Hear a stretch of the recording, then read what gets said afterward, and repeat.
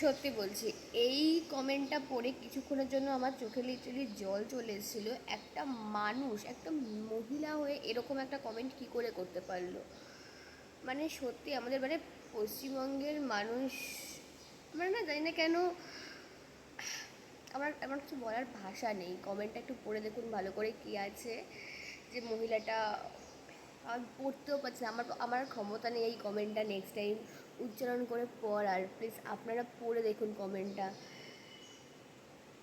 যার সম্পর্কে বলছে কিছু বলারই নেই, সত্যি কিছু বলার নেই। যার সম্পর্কে বলছে তার সম্পর্কে কিছু না জেনে, আর তাছাড়া